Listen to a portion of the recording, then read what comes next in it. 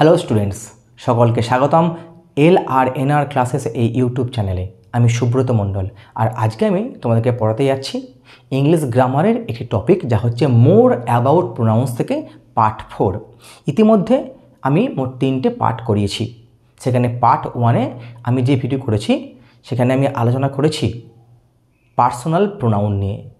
সেখানে পার্সোনাল প্রোনাউনের যে ভাগ ছিল, সাবজেক্টিভ প্রোনাউন, অবজেক্টিভ প্রোনাউন বা কোনগুলি পার্সোনাল প্রোনাউন, তা নিয়ে এখানে আমি ব্যাখ্যা করেছিলাম। সেকেন্ড যে পার্ট ছিল সেখানে আমি আলোচনা করেছিলাম ডেমনস্ট্রেটিভ প্রোনাউন নিয়ে, এবং থার্ড পার্ট ছিল রিফ্লেক্সিভ প্রোনাউন এবং এমফ্যাটিক প্রোনাউন নিয়ে। আজকে ফোর্থ পার্ট। এই ফোর্থ পার্টে আমি আলোচনা করব ইন্ট্রোগেটিভ প্রোনাউন্স, ইনডেফিনিট প্রোনাউন্স এবং তার সঙ্গে রেসিপ্রোকাল প্রোনাউন্স নিয়ে। তো ফার্স্ট এখানে যেটা পড়ব আমরা তা হচ্ছে ইন্ট্রোগেটিভ প্রোনাউন, যার বাংলা অর্থ হচ্ছে প্রশ্নাত্মক সর্বনাম। দেখো বোর্ডে লেখা রয়েছে যে ইট ইজ এ প্রোনাউন, এটি হলো একটা সর্বনাম, হুইচ ইজ ইউজড, যেটা ব্যবহার করা হয়, টু আস্ক কোয়েশ্চেন্স, কিছু প্রশ্ন করার জন্য। তাহলে যেসব প্রোনাউন দ্বারা কোনো কিছু প্রশ্ন করা হয় তাদের কি আমরা বলছি? Interrogative pronounce. এবার দেখো মোট 5টি এই ইন্ট্রোগেটিভ প্রোনাউন্স রয়েছে। প্রথম হচ্ছে যে হু, পরে আছে হুম, পরে রয়েছে হোয়াট, হুইচ আর হুজ। এই 5টিকে হচ্ছে বলা হয় ইন্ট্রোগেটিভ প্রোনাউন্স। এখানে মোট 5টি এখানে এক্সাম্পল রেখেছি আমি। প্রথম রয়েছে who won the match yesterday. এখানে হু হচ্ছে একটি অবশ্যই ইন্ট্রোগেটিভ প্রোনাউন। তাহলে প্রথম বাক্যে বলা রয়েছে যে কে বা কারা এই ম্যাচটি গতকাল জিতেছিল। এখানে হু দ্বারা অবশ্যই কোনো আমরা ব্যক্তিকে আমরা বোঝাচ্ছি। পরে রয়েছে হোয়াট ডু ইউ ওয়ান্ট। এখানে হোয়াট এই যে ইন্ট্রোগেটিভ প্রোনাউনটা, এটি অবশ্যই বসছে কোথায় না সাবজেক্ট অংশেতে। তাহলে এখানে হোয়াট যা দ্বারা কোনো একটি আইডিয়াকে, কোনো বস্তুকে বা কোনো একটি সিচুয়েশানকে বোঝানো হচ্ছে। তাহলে এখানে হোয়াট একটি ইন্ট্রোগেটিভ প্রোনাউন। পরে রয়েছে হুম, হুম ডু ইউ লাইক। আমরা জানি যে হুম দ্বারা অবশ্যই কোনো ব্যক্তিকে আমরা বোঝাই। তাহলে এখানে হুম হচ্ছে এটি ইন্ট্রোগেটিভ প্রোনাউন। পরে আসছে যে whose, whose pen is this, অর্থাৎ কার পেন এটি। তাহলে এখানে হুজ অবশ্যই এটি ইন্ট্রোগেটিভ প্রোনাউন। পরে রয়েছে হুইচ ইজ ইউর বুক, অর্থাৎ কোনটি হয় তোমার বই।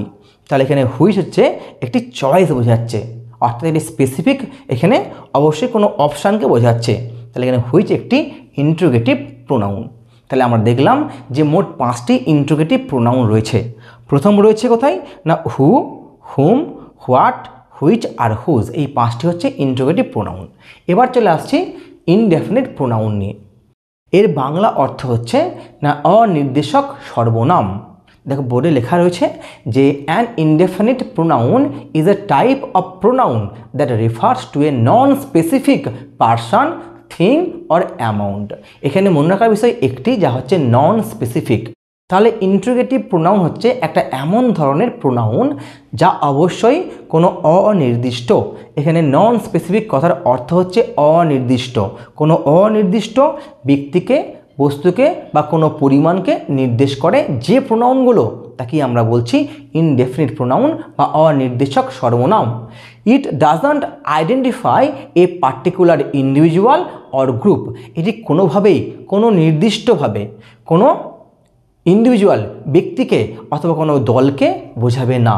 তাহলে নির্দিষ্ট করে কোনো ব্যক্তি, বস্তু বোঝাবে না এই ইনডেফিনিট প্রোনাউন, কারণ ইনডেফিনিট কথার অর্থ হচ্ছে অনির্দিষ্ট। যেসব প্রোনাউন বিশেষ কোনো ব্যক্তি বা বস্তুকে না বুঝিয়ে, তাহলে যেসব প্রোনাউন বিশেষ কোনো, নির্দিষ্টভাবে কোনো ব্যক্তিকে বা বস্তুকে না বুঝিয়ে অনির্দিষ্ট কোনো ব্যক্তি বা বস্তুকে বোঝায়, তাদেরকে আমরা বলছি ইনডেফিনিট প্রোনাউন। এবার দেখো এই ইনডেফিনিট প্রোনাউনের মধ্যে দুটি ভাগ করেছি। প্রথমে যে পজিটিভ, মানে জানি আমরা হ্যাঁবাচক, এবং পরে হচ্ছে নেগেটিভ অর্থাৎ না বাচক। তাহলে যে সমস্ত ইনডেফিনিট প্রোনাউনগুলো হ্যাঁবাচককে নির্দেশ করছে তা হচ্ছে পজিটিভ ইনডেফিনিট প্রোনাউন, আর যেগুলি নির্দেশ করছে কোনো নাবাচক প্রোনাউনগুলিকে, যা হচ্ছে যেমন দেখো এক্সাম্পল রয়েছে যে none, nobody, no one, nothing, neither. এগুলো হচ্ছে কি না নেগেটিভ ইনডেফিনিট প্রোনাউন। আর অন্যদিকে রয়েছে each, every, everybody, everything, any, anyone, anything, all, something, somebody, someone, some, many, few. এগুলি হচ্ছে অবশ্যই না পজিটিভ ইনডেফিনিট প্রোনাউন। দেখো এখানে মোট কটি এক্সাম্পল রয়েছে। প্রথম রয়েছে everyone is present in the class, অর্থাৎ সকলেই এই ক্লাসেতে উপস্থিত রয়েছে। এখানে অবশ্যই everyone as a singular use হয়েছে, আর তার জন্যই এখানে ভার্বটি রয়েছে ইজ, অর্থাৎ সিঙ্গুলার ভার্ব রয়েছে। এবার দেখো ভার্বের আগে যে ওয়ার্ডটি বসছে, অর্থাৎ এই এভরিওয়ান, অবশ্যই কোনো সাবজেক্ট অংশে বসছে। আর আমরা জানি কি যে সাবজেক্ট বা অবজেক্ট অংশে নাউন বসে। তাহলে নাউনের পরিবর্তে আমরা যে সমস্ত ওয়ার্ড ব্যবহার করি তা হচ্ছে অবশ্যই প্রোনাউন। তাহলে এখানে এভরিওয়ান, পরে রয়েছে ইচ, নান, অল, এনিবডি, ফিউ, সব দেখো এই সব দেখো সাবজেক্ট অংশে বসছে। বা হয়তো কোথাও কোথাও হয়তো তোমরা দেখতে পাবে যে অবজেক্ট অংশেও বসতে পারে। সেক্ষেত্রে এই সাবজেক্ট বা অবজেক্ট অংশে বসা এই সমস্ত ওয়ার্ডগুলি অবশ্যই হবে ইনডেফিনিট প্রোনাউন। এবার দেখো যখন বলছি যে এভরিওয়ান বা ইচ বা নান, এর দ্বারা কোনো নির্দিষ্টভাবে কোনো ব্যক্তি বা বস্তুকে আমি বোঝাচ্ছি না। আমি বলছি যে এভরিওয়ান অর্থাৎ সকলেই, ইচ অফ দেম তাদের প্রত্যেকেই, নান কেম দিয়ার কেউই সেখানে আসেনি কো। এই ওয়ার্ডগুলো দ্বারা কী করছি আমরা না অবশ্যই কোনো অনির্দিষ্ট কোনো ব্যক্তিকে আমরা বোঝাচ্ছি। সেক্ষেত্রে অবশ্যই এগুলোকে বলছি আমরা ইনডেফিনিট প্রোনাউন্স বা অনির্দিষ্ট বা অনির্দেশক সর্বনাম, এগুলোকে বলছি আমরা। আচ্ছা এবার দেখো এখানে বেশ কিছু তোমার এই ইনডেফিনিট প্রোনাউন্স রয়েছে যেগুলো অ্যাজ এ সিঙ্গুলার ইউজ হয়, আবার কিছু আছে যেগুলো অ্যাজ এ প্লুরাল ইউজ হয়। আমরা দেখবো দেখো এখানে each, every, everybody, everything, anybody, anyone, এগুলি সব হচ্ছে সিঙ্গুলার ইউজ হয়।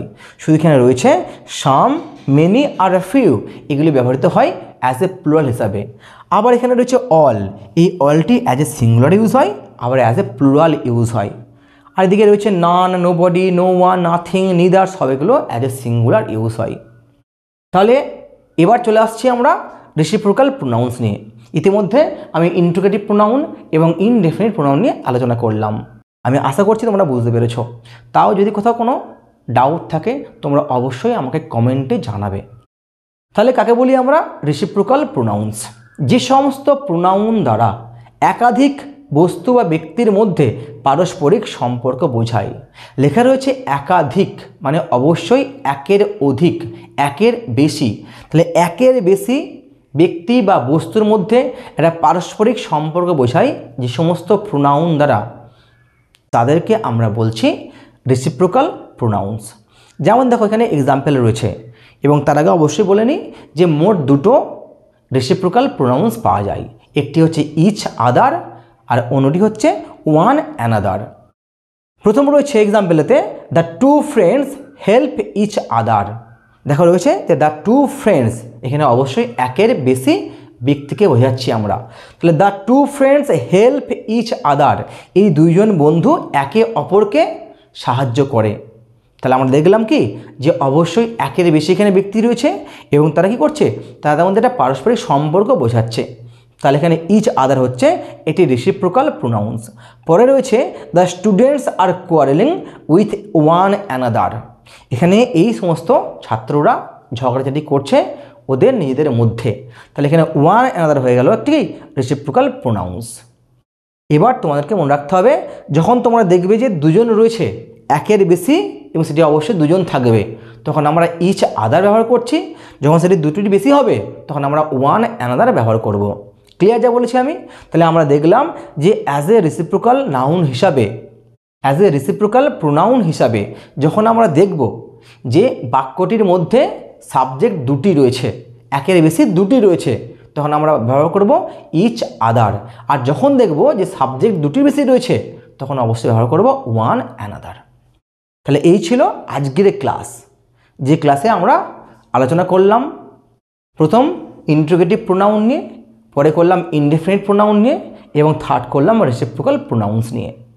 আমি আশা করব তোমরা বুঝতে পেরেছ।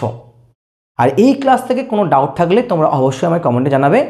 আর এই ধরনের আরও অনেক ভিডিও পাওয়ার জন্য বা বিভিন্ন ক্লাস থেকে chapter wise video, notes, MCQs পাওয়ার জন্য তোমরা অবশ্যই ভিজিট করো আমাদের যে ওয়েবসাইট LRNR.in। দেখা হচ্ছে পরবর্তী ক্লাসেতে পরের যে পার্ট নিয়ে, অর্থাৎ 5th পার্ট নিয়ে, যেটি হবে আমাদের শেষ এই যে মোর অ্যাবাউট প্রোনাউন্সের শেষ ভিডিও। ধন্যবাদ সকলকে।